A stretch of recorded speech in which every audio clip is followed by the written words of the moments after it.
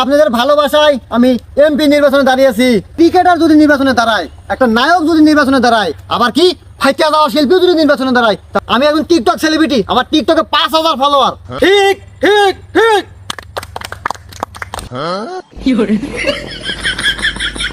আসসালামু আলাইকুম বড় ভাই। এই জনগণ, এমপি সাহেব আমাদের মাঝে আগমন নিয়েছেন, সবাই চলে গান দেন। এমপি সাহেবের আগমন, শুভেচ্ছায় স্বাগতম। এমপি সাহেবের আগমন, শুভেচ্ছায় স্বাগতম। এমপি সাহেবের আগমন, শুভেচ্ছায় স্বাগতম। এমপি সাহেবের আগমন। শুভেচ্ছায় স্বাগতম।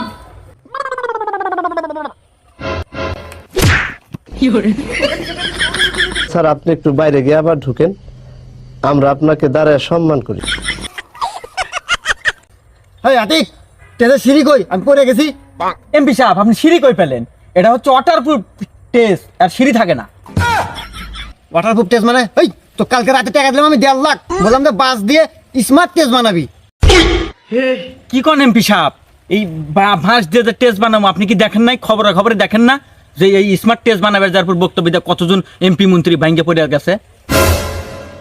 ও, আমি তো সেটা খেয়াল করি নাই। যাক, এবার একটা বিড়ালের বাচ্চার মতো কাজ করেছিস। গুড।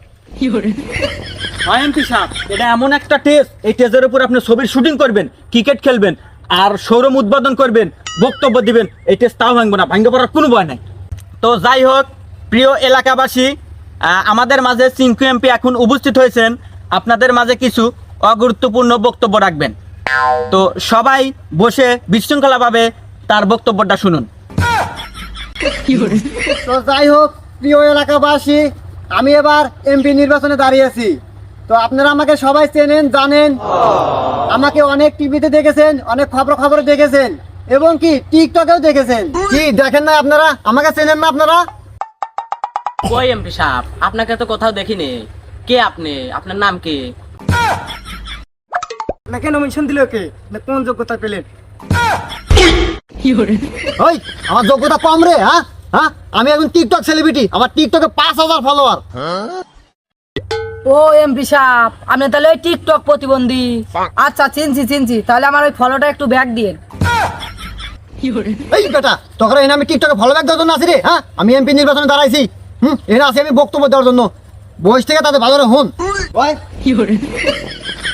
যাই হোক, একটা ক্রিকেটার যদি নির্বাচনে দাঁড়ায়, একটা নায়ক যদি নির্বাচনে দাঁড়ায়, আবার কি ফাইতে যাওয়া শিল্পীও যদি নির্বাচনে দাঁড়ায়, তাহলে আমার মতো একজন টিকটক প্রতিবন্ধী কেন পারবো না? ঠিক ঠিক ঠিক। যাই হোক আতিক, বাসন যে দিমু জনগণই তো নাই। তোকে যে কালকে কইলাম যে জনগণ বেশি করে নিয়ে আসিস, টাকা দিছি 1.5 লাখ, এই যে বাসন দিমু শুনবো কেটো? আরে এমপি সাহেব, আপনি কোনো টেনশন করেন না, বাসন আপনি থামায়েন না, বাসন চালা যান। এই আপনার বাসনটা অটো মানুষের ঘরে ঘরে পৌঁছে দেবো ইনশাল্লাহ। তো যাই হোক ভাইরা আমার, বন্ধুরা আমার, এবারে আপনাদের ভালোবাসায় আমি এমপি নির্বাচনে দাঁড়িয়েছি। তো আপনারা যদি ভোট দিয়ে জয়যুক্ত লাভ করেন, তাহলে কথা দিচ্ছি সামনে আপনাদের জন্য ভালো ভালো প্রতিবন্ধী মার্কা টিকটক উপহার দেবে ইনশাল্লাহ। ঠিক ঠিক ঠিক। তো যাই হোক, এবারে নির্বাচনে যদি আমি জয়লাভ করতে পারি, এই দেশের প্রত্যেকটা ধনী মানুষকে কোটিপতি বানিয়ে ছাড়বে ইনশাল্লাহ।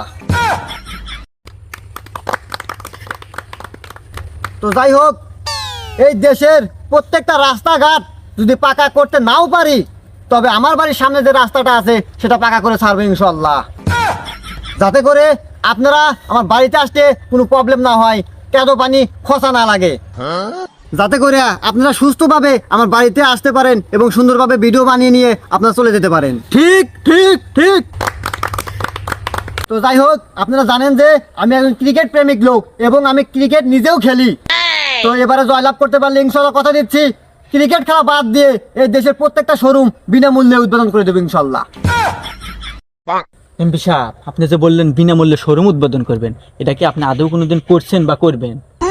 বেটা, নির্বাচনের আগে বক্তব্য সময় এগুলো কথা কয় লাগে, নির্বাচনের পরে মনে হয় যে 5 লাখ টাকার কমে কোনো শোরুম উদ্বোধন হবো না। তো একটা কথা না বললেই নয়, আপনারা জানেন যে বিগত 4-5 বছর ধরে আমরা কোনো কাপ আনতে পারি না। এবার নির্বাচনে যদি আমি জয়লাভ করি, বাপন গাদার সাথে একটা বোর্ড গঠন করে আলোচনা করে এমন একটা পর্যায়ে নিয়ে আসমু, আমরা জানি আর কোনোদিনও কাপ আনতে না পারি। এতে যদি কোনো প্লেয়ার ভালো খেলে টাকা খেলাতে নেব না ইনশাল্লাহ। ঠিক ঠিক ঠিক। তো যাই হোক, এখানে কোনো টেনশন না করে বাড়িতে যাবেন, ইউটিউবে ঢুকবেন, ফাইটে যাওয়া শিল্পীর গান শুনবেন। ঠিক। এই দাঁড়াও, তোমরা যাও, আমার তো বাসন শেষ হয় নাই, বসো। এমপি সাহেব আমার সময় তো শেষ। সময় শেষ মানে? সময় শেষ হবে না, আপনাদের ওই চালা 1 প্যাকেট আকিস বিড়ি ধরে আমাকে 1 ঘন্টা বসে থাকবে বলছিল। আমার 1 ঘন্টা তো হয়ে গেছে, আমার সময় শেষ। এই তোর টাকা দিছি 2 লাখ, আর এই 1 প্যাকেট আগে যদি দোকান নিয়ে আসু, আর টাকা কই গেল? কি আর বলবো এমপি সাহেব, সব তো আপনাদের কাছ থেকেই শেখা। সরকারের ঘর থেকে নেন হলো 2 লাখ, আর কাজ করেন 1 লাখ টাকা, আর 1 লাখ টাকা ব্যাংক বেতন। তা আমাদের তো আর সরকারের কাজ আসে না, এই আপনাদের কাজ আসে, ওইগুলো বউ সওয়াল আসুন। ওরে শালা দাঁড়া।